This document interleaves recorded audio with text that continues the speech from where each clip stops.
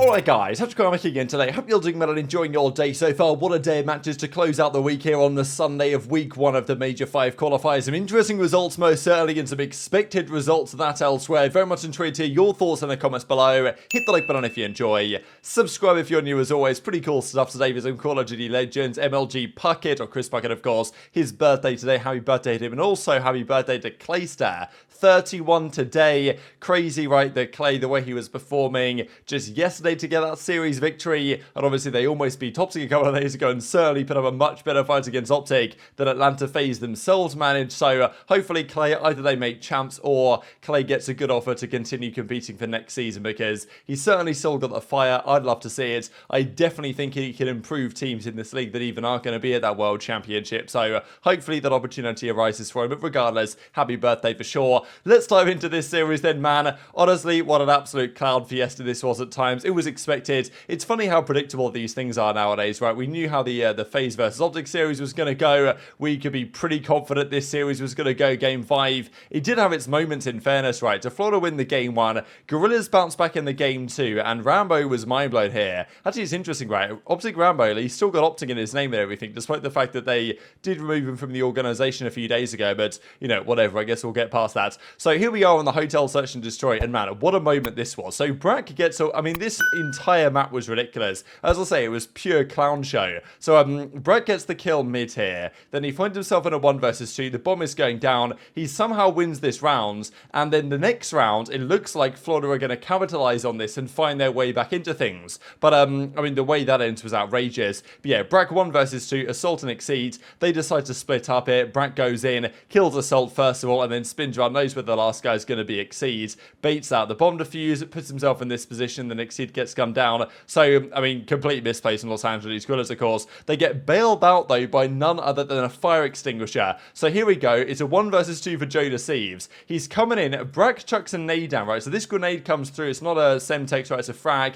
Goes through the door. So JoeDeceives comes in. But that stun that just went off there, I believe it set off a chain reaction where a fire extinguisher just next to Fellow then blows up. So you can see Fellow on the right-hand side here, and he just explodes. Now, okay, maybe he dies anyway, but this is pure Seacot masterclass at its best, right? Like, he just gets blown up by the game itself. Seacot decided that, yeah, you're not having that today, mate, and you're going down, gets that kill, and that closes out the game. So a complete mess to close out that Search and Destroy. Florida were mind-blown, and Brack was like, I got all this way just for that to occur. So the fire extinguisher clutched up big time for LAG in that map, and eventually it goes all the way to a game 5 this series. Gotta give credit to Vickle as well, because we know next year with the Miami Heretics or whatever it's going to be, these guys are going to have a Spanish roster. That's the current rumor. They are signing, you know, pretty much a lot of players that were formerly on the Heretics team back in the Black Ops 4 days. But Vickle, being Spanish and heritage as well, is probably going to stay. And honestly, of all of their players, he's probably looked the most promising. And I do feel game by game in some way here that, you know, because at the time when the Havoc was benched thing was coming live, there were different rumors on whether Havoc had actually taken a step back for personal reasons or whether this was a team decision to make this move. But regardless, it's working out. Vickle's playing great, especially in the Search and Destroys, and he's showing that he definitely deserves to be on the team next year, and he probably will be based on the rumors we've heard lately. Neptune, since Los Angeles Guerrillas got rid of him, he's seen that team collapse. I think they're now on a 10 series loss streak or something, so LAG are completely in the mud. Arcitys and co not having a good time. Their hardpoint fallen off. They went game 5 here, but they lose anyway, and you know, they made up with the fire extinguisher at their combat, I guess, Florida Mutineers, so good victory. Will say though on Capstone, this is kind of interesting. Can anyone tell me why I'm playing LAG on a Denver server? So still some questions being raised by the players on the locations of the server for the CDL side, the ping differentials that they therefore suffer as a result. But it didn't seem to affect Capstone too much, a 1.03 for him, but Vickle, phenomenal series. Arcitys had certainly a tough map 1. I think he had like 9 kills map 1, so it wasn't pretty, but whatever. That was the Burger Bowl of the day. We've got to dive into this one though, which was actually a less entertaining series in a way, because it was another absolute bloodbath. This is the record ever since OpTic Texas have become a thing against Atlanta FaZe. Obviously in Cold War it was a different story, but since the start of Vanguard it was 9-1 series total, and this season 4-0. The funny thing is about this season, every time OpTic have played FaZe, it's become increasingly more dominant. They started with a 3-2, then a couple of 3-1s, most recently a 3-0, and this might be, I'm not sure about this, but it might be the first time that FaZe have been 3-0'd back-to-back by the same team. I don't know if that's happened. It might well have done, but it's pretty rare that happens, right? I mean, FaZe don't get 3-0'd much in the first place, so to get 3-0'd back-to-back by the same team is, well, very rare indeed. And that was some of the talk here from the FaZe COD Muse account. They were also discussing the mental block, which, I mean, at this point, is it even a mental block, or are they just absolutely, like, they're just not as good, is how it is at the present time, but they're also some degree of a mental block, and it doesn't seem to matter whether you've got Slash or whether you've got Arcitys or what it is. Last season, this season's the same story, and OpTic just come different against this FaZe team. It's clearly a mesh of styles, but this series was interesting, right, because the first, well, 3 maps, most certainly, apart from game 2, favoured OpTic heavily, right? FaZe decided to go and play OpTic on Fortress. Maybe FaZe are confident they're going to go 3-2 anyway. I'm sure there was a little bit of, you know, map set testing here going on maybe from the FaZe side. Kind of surprised they would go into OpTic's bread and butter Fortress Harp, and maybe they feel like that's where they need to take a level up if they really want to take a step forward here. And they weren't completely crushed on it, to be honest. Embassy Search has been FaZe's map mode combination all season long, and then Expo Control, a great map I would have thought for OpTic, but also FaZe probably feel like they've got to be good there as well. But I mean, man, this was not even competitive, right? Dashy game 1, 34-21. I mean, I mentioned this morning on the price picks thing that, like, this guy always goes up against FaZe. I mean, he dropped ridiculous amount of kills here. It's just so predictable. It's the same with Florida Los Angeles Guerrillas. You could see it was going to go game 5 and it was going to be an absolute messy one. You could see how this series is going to go before it even began. OpTic blew them out the park. Obviously, since stage 3, they're already 7-0 on this map. Their average victory margin is 250 to 130, which is outrageous. Their numbers are the best in the league on it in recent times anyway. And, I mean, yeah, they won that and didn't really have much reaction because they thought, okay, FaZe challenged us on this, fair play. And as I say, I'm sure FaZe were probably playing around with things. Maybe they were, right? I don't know, because at this point you can't even tell. Did they just get cooked and this was the map they thought they had their best chance on? Maybe so. So we go into this Embassy Surge, and this is where a lot of FaZe fans will be deeply frustrated with how FaZe played. Because look at this situation, right? There's a 4 versus 2 advantage here for FaZe, and I mean, this kill from Dashy is, first of all, it's absolutely outrageous, the fact that he actually gets this to occur. The way that, okay, there was some questionable plays in FaZe this map, not got to be said. aBeZy was mind blown. He was making some good plays, but I mean, still, to die like this, funny that this door cost FaZe 2 massive rounds. Dashy knows where he's going to check from. aBeZy peeks to the left and doesn't expect to get hit through the wall, but that's exactly what Dashy does. So ridiculous shot from him. That makes it 3-4. And then there was another round a couple of rounds later. They had like a 4 versus 3, 3v2. FaZe squandered that as well. So some of those search and destroy fundamentals that were so good for so long, the mid-rounding, wasn't really there for FaZe in this map. Goes round 11, and okay, round 11 it became a 3 versus 3, and then this was all on Shotzzy, right? Shotzzy this year has been pretty bad in search and destroy. By the numbers, he's been way worse than he was last year. Maybe it's sound EQ cheese, right, or whatever it is, but this map in particular, Shotzzy decided to turn up. He doesn't quite kill Slasher, but the bomb is down here in the bottom of this kitchen,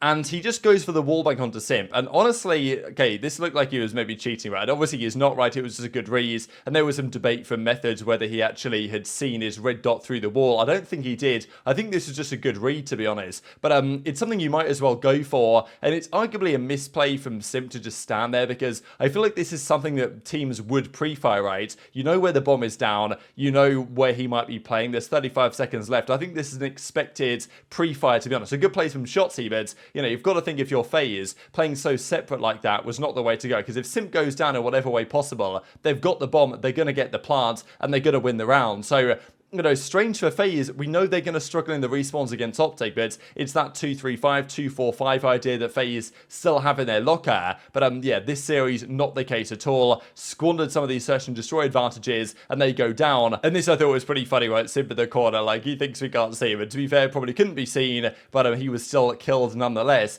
And here we go into the final map of the series. I mean, again, an absolute bloodbath. So, I mean, look at this. First of all, the stream actually lagged a bit here because Dashy was turning on Simp so hard that you could even see it on the broadcast. That was pretty ugly. And then Huke was in the spawn running absolutely rampant. This was that moment where, yeah, Huke was a complete menace here in the spawn, got so many kills, they could not find him, could not deal with him, and we know that this is an issue with FaZe. Compared to the teams like Thieves and OpTic in general, their comms aren't quite as good as those teams. They don't seem to have that tool in their arsenal in a way. They didn't know where Huke was, right? Simp runs past, Slasher doesn't know, Cell eventually gets the trade, huge live lead here from OpTic, and happens. This is the thing, the way that Shotzzy and Huke play that kind of ratty style where they're getting into your spawn and being a bit weird, which is why this map works pretty well for OpTic with how it is laid out. FaZe just really struggle, especially with no red dots to deal with that. And, you know, this was another example of exactly that. And a couple of minutes later, it was GG. OpTic, a hot 3-0 in the control and another hot 3-0 in the series. The numbers are incredible. It's 15 wins, 15 map wins, 4 map losses between the two teams this season. It's 12 map wins to 1 map loss in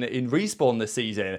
12-1 in Respawn, OpTic versus FaZe. Absolutely absurd. Dashy had a 1.7 this series. I mean, it's honestly just a foregone conclusion when he plays this team. And Shotzzy usually has a great time as well. And this series, it was actually Huke that turned up big. And as Dashy says, look, 2-0 on the week. Got some things to clean up. But, I mean, yeah, I'm sure. What are FaZe thinking about this? Because another series, they would have felt like surely this is the time they get over the line. OpTic didn't look so good. They went game 5 round 11 against Vegas. Probably should have lost. So, you know, FaZe will come in here thinking they've got a chance, and they get bodied again. Like, it can't be good for their confidence. Simp's like, unfortunate situation. aBeZy goes positive, but is thinking, well, what more can I do? And now that's, I mean, this is absurd records. 14 wins, 0 losses for Shotzzy against Slasher all time. An absolutely insane record. Maybe that is the true mental block that's going on here. And Dashy was ice cold in the post-game interview. Like, he looked straight up bored. He was like, well, these guys just didn't even put up a challenge. So interesting to see that OpTic definitely still have the clutch factor against FaZe. They didn't even need any clutch factor this series because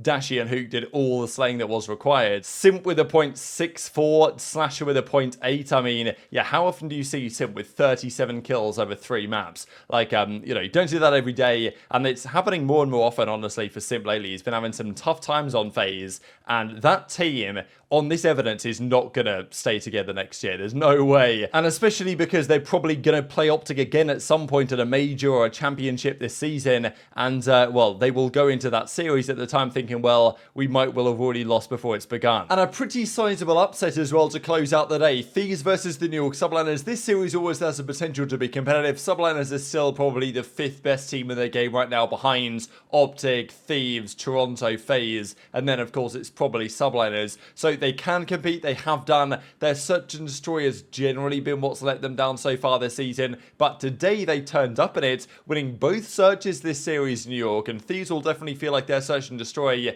let them down. We know all the talk from Drazah lately playing the search and destroy 8s, but yeah, Subliners came prepared. They win game 1 pretty impressively here on a hydroelectric hardpoint, a game map mode combination where Thieves have been pretty good. Subliners take them down. Game 2 goes their way as well, pretty emphatically on the hotel search and destroy, and yeah, Thieves' surge was just not there this weekend. Kenny got giga fried again. It's just remarkable, right? This guy destroys OpTic at the major and then just disappears for a couple of weeks. He'll probably be back when he plays OpTic next time, but there's got to be questions about this, right? Because Kenny has always been, the most of the year is somewhat underwhelming, and then at the end of the season comes good. Now, he was great at Major 4, no doubt they won that event, but so far he's had 2 bad series, right? And now Thieves find themselves 0-2. That's not the start you want going into Major 5, given that the champions at Major 5 have a great chance to become the champions at the World Championship. That's happened plenty of times in COD history. Happened to Thieves last year, the winner of the penultimate event wins the big one, and this is not the ideal start for them. They do win the control, they bounce back to get it to a game 5, and this was the map mode combination at aLLeY Search where they managed to take down, you know, FaZe a couple of occasions, right? They started to counter how good FaZe were